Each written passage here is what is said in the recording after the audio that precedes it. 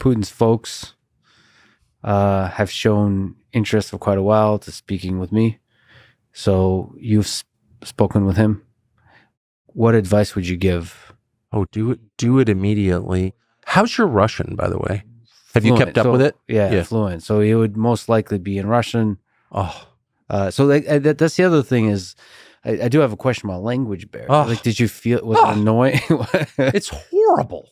Yeah, it's horrible. I mean, I don't have much of a technique as an interviewer, other than listen really carefully. Yeah. That's my only skill. I don't have the best questions. I certainly don't have the best questions.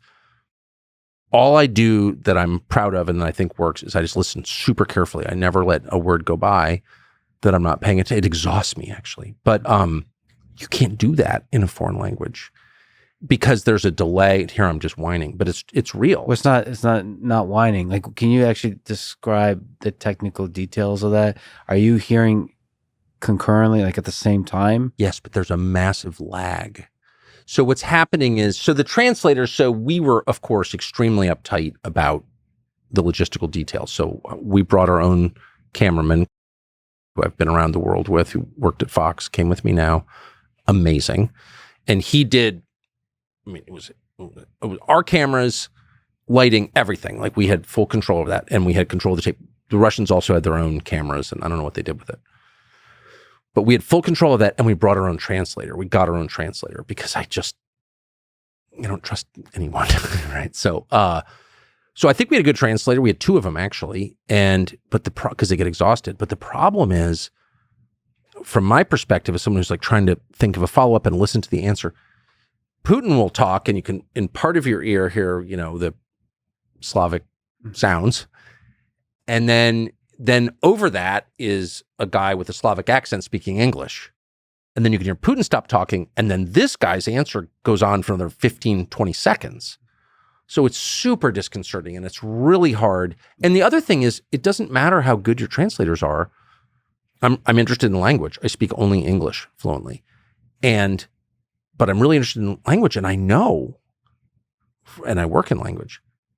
It doesn't matter how good your translator is.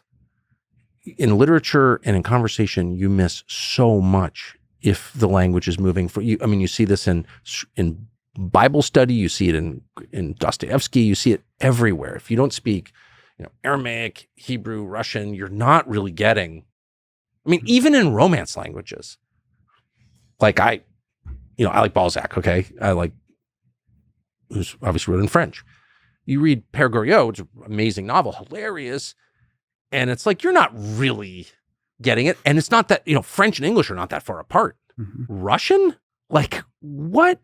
Plus conversation. So the chemistry of conversation, the humor, the wit, the play with words, all this. Exactly. And my understanding of Russian, as a lover of Russian literature and English, is that it's not a simple language at all. The grammar's complex.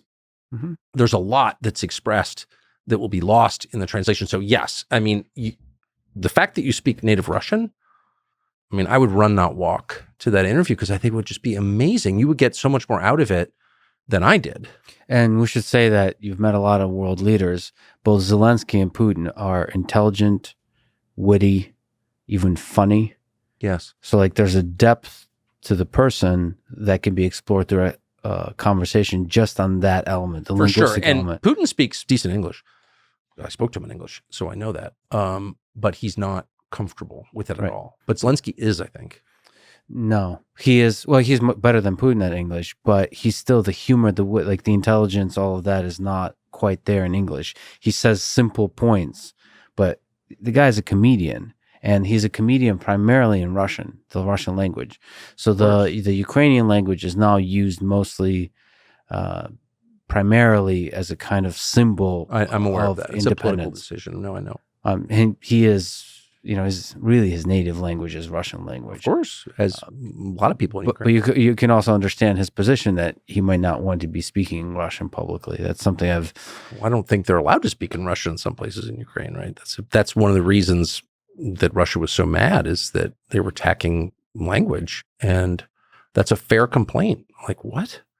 And by the way, if you haven't been to Moscow in a while, you should see it, and you will pick up a million things that were invisible to me and you should assess it for yourself. And my strong advice would be, even if you don't interview Putin, go over there, spend a week there, and assess what you think. I mean, how restricted does the society feel? I mean, it would take a lot of balls to do this, because whatever you decide, you will be sucked into conversations that have nothing to do with you, political conversations. Yeah. You're obviously not a political activist, right? You're an interviewer, but I think it would be so interesting. But for an interview itself, is there advice you have about how to carry an interview? It is fundamentally different when you do it in the native language, but yes. I mean, I think, I approached and maybe I did it incorrectly, but this was the product of a lot of thought. I was coming into that interview aware that he hadn't given an interview at all with anybody since the war started. Mm-hmm. So I had a million different questions. And as noted, I didn't ask them because I just wanted to focus on the war. Yeah.